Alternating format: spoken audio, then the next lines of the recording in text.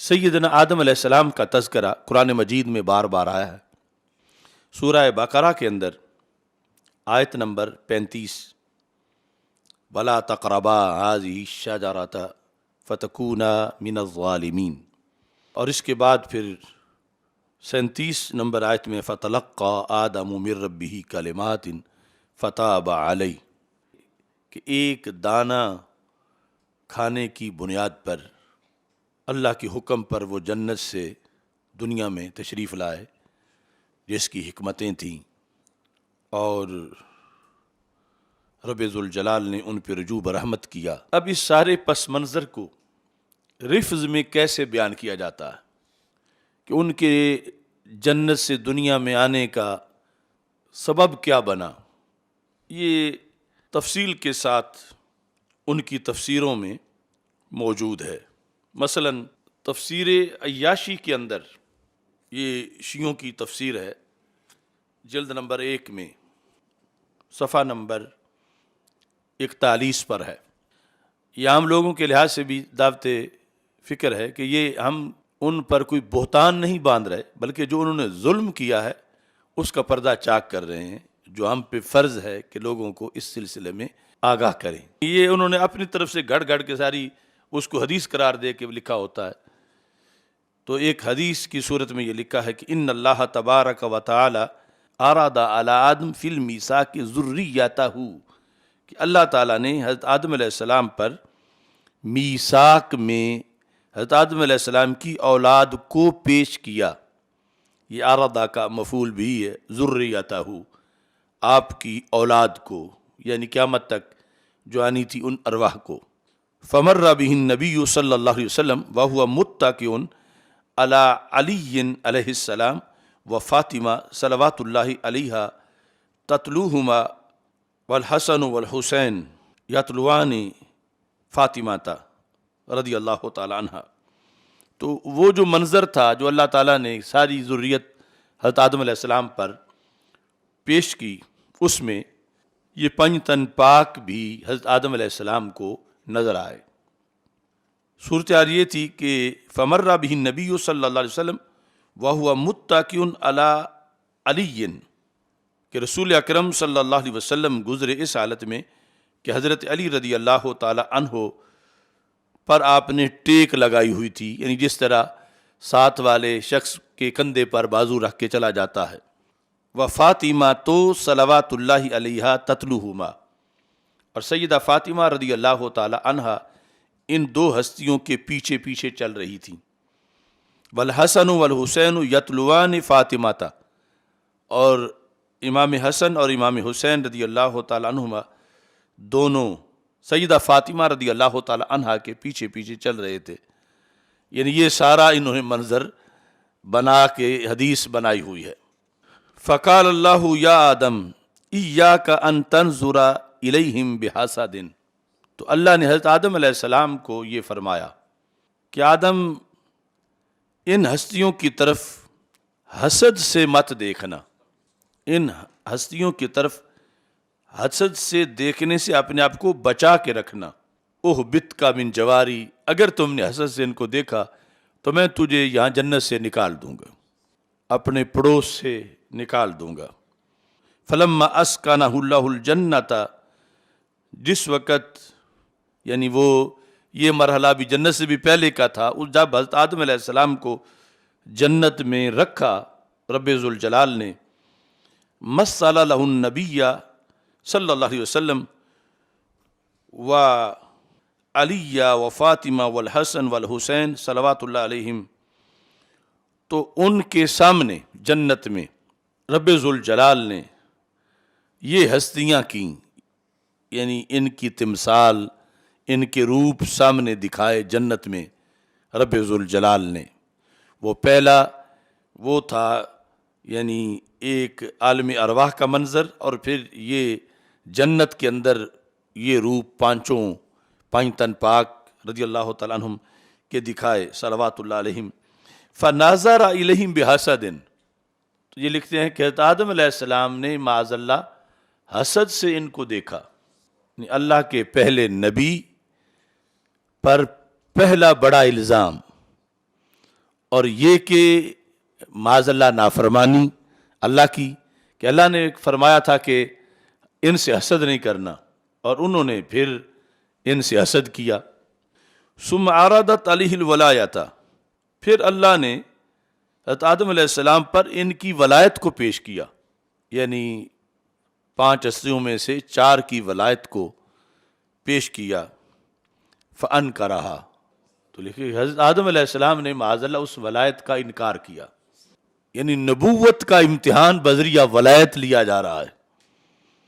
اور پھر حضرت آدم علیہ السلام کے کھاتے میں ایک انکار ڈالا جا رہا ہے۔ فرمتہ الجنۃ بعوراقہا،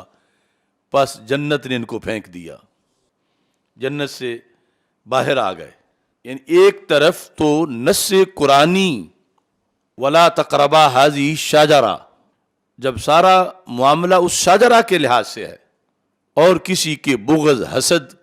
کا معاملہ ہی نہیں، اور کسی کی ولایت یا عدم ولایت کا معاملہ ہی نہیں، تو انہوں نے یعنی اس قدر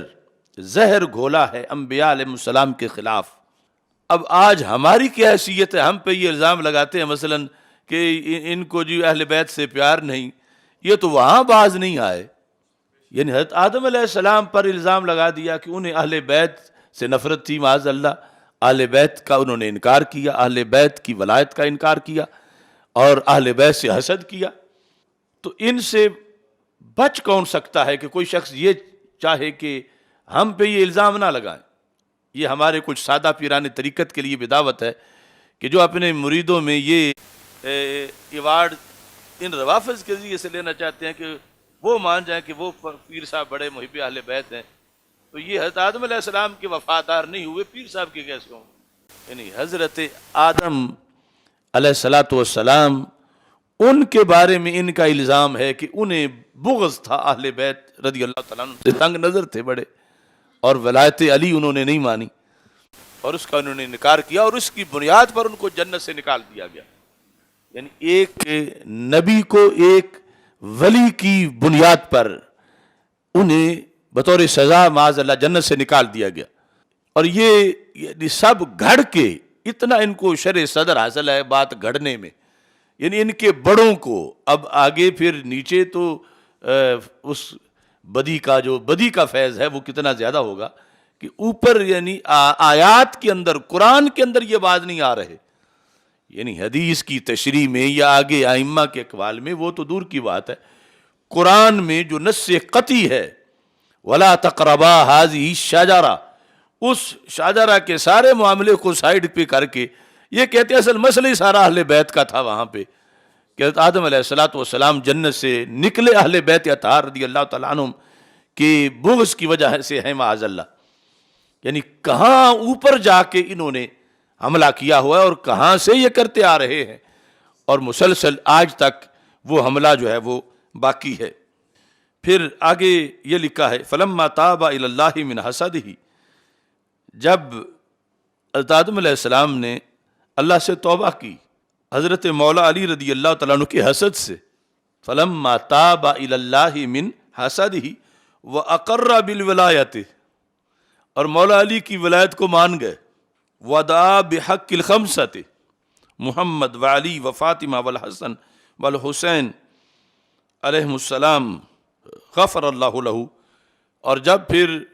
پنج تن پاک کے ذریعے سے انہوں نے دعا مانگی تو پھر اللہ تبارک و تعالیٰ نے ان کو بخشا۔ وذالک قولہ تعالی فتلقى آدم من ربہ کلمات، کہتے ہیں یہ ہے وہ آیت کی تفسیر، فتلقى آدم من ربہ کلمات، آدم علیہ السلام نے اللہ تعالیٰ سے کلمات پائے، حالانکہ وہ کلمات رسول پاک صلی اللہ علیہ وسلم کے وسیلے سے انہوں نے دعا مانگی، اور انہوں نے پیچھے سے جو ساری ایک صورتحال گھڑی، اور پھر کتنی اس کے اندر گستاخیاں ہیں مقام نبوت کی، اور یہاں ہی یعنی غیر نبی کو نبی سے بڑھانا، اور یہ ساری صورتحال اس کو وہ ایک قرآن کی آیت قرار دے رہے ہیں، یعنی ایک تو اس آیت کے اندر ولا تقربا ھذہ الشجرہ اس کے لحاظ سے، اور دوسرا جو ہے فتلقى آدم من ربہ کلمات اس کے لحاظ سے، یعنی یہ اتنی بڑی ان کی واردات ہے قرآن مجید برہان رشید کے اندر جو مانتے ہیں تو اس مقصد کے لیے مانتے ہیں، اتنا مانتے ہیں اور اس انداز میں مانتے ہیں، اور ویسے ان کے نزدیک معاذ اللہ سارا بدلا ہوا ہے، جس میں اتنی موٹی کتابیں انہوں نے لکھی ہیں، فصل الخطاب فی تحریف کلام رب الارباب، اس طرح کی، جس میں یہ انہوں نے دلائل دیے ہوئے ہیں کہ سارا قرآن معاذ اللہ بدلا ہوا ہے، جو لفظ بچے ہوئے ہیں ان لفظوں کے آگے معنی انہوں نے اتنے بدلے ہوئے ہیں، ان کو اصل میں تو بدلا نہیں، وہ پورا ہے، یہ اس کو ادھورا بنا کے پھر جو آیات ہے اس کے اندر بھی اس طرح کا یہ دھندا کرتے ہیں۔ اب یہ ایسا نہیں ہے کہ ان کا کوئی آج کسی مرکز بھنگ کا کوئی دھواں زدہ ذاکر اس نے یہ باتیں کی ہوں، یہ ان کے مذہب کے امام ہیں، یعنی جن کو وہ مجتہد مانتے ہیں، جن کو اپنے مذہب کا فقیہ اور ستون سب کچھ مانتے ہیں، اور صدیوں سے یہ کتابیں ان کی چھپ رہی ہیں اور یہ موجود ہے۔ یہ ہے یعنی اصل ان کی صورتحال، جس پر لیبل کیا لگایا ہوا ہے، محبت اہل بیت رضی اللہ تعالیٰ عنہ۔ اب یہ سارا انہوں نے جو دھندا کیا، قرآن کی خلاف ورزی کی، اللہ کے پیغمبر علیہ السلام پر کئی الزام لگائے، ان کی توہین کی، غیر نبی کو نبی سے افضل قرار دیا، اس سب سے ثابت کیا کرنا چاہتے ہیں کہ ہم محب اہل بیت ہیں۔ تو محبت اہل بیت رضی اللہ تعالی عنہم جنت کی ٹکٹ ہے، لیکن وہ جو شریعت میں ہے، جو حدود کے اندر ہے، اور جو محبت اہل بیت جس کو یہ اپنی طرف سے قرار دیں، جو قرآن سے ٹکرائے، ایمان سے ٹکرائے، دین سے ٹکرائے، تو وہ ہرگز وہ محبت اہل بیت نہیں ہے، بلکہ وہ دین متین پر حملہ ہے، اور دین متین سے بہت بڑی بغاوت۔ اب یہ بات صرف ایک جگہ نہیں، ان کی کئی کتابوں میں ان کے جو بڑے بڑے ستون ہیں، مثلا ان میں ملا باقر مجلسی ہے ان کا، جو حیات القلوب کے اندر جلد نمبر 1 میں اس نے اسی چیز کو بیان کیا ہے، صفحہ نمبر 50 ہے، لکھتا ہے کہ کہتا ہے کہ یعنی یہ سارا ذکر کر کے درخت کا، پھل کھانے کا، اس میں یہ صورت اختیار کرتا ہے کہ پھل کھانے کی وجہ کیا بنی، وہ حسد اہل بیت تھا، تو حسد اہل بیت کی وجہ سے پھر اس طرف وہ گئے، اور پھر یہ آگے معاملہ سارا چلا۔ اس میں یہ لکھا ہے کہ وہ مسلط شد بر حوا تا نظر کرد بسوئے فاطمہ علیہ السلام بدیدہ حسد، کہ حضرت حوا رضی اللہ تعالی عنہ نے سیدہ فاطمہ رضی اللہ تعالی عنہ کی طرف حسد کی نگاہ سے دیکھا، یعنی ان کے مفروضے دیکھو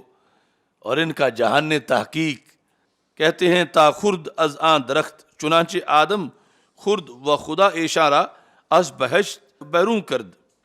و از جوار خود بزمین فرستاد۔ تو یہاں بھی ان کے یعنی جنت سے دنیا میں آنے کا جو سبب بیان کیا، وہ دانا کھانے سے بھی پہلے وہ کیا تھا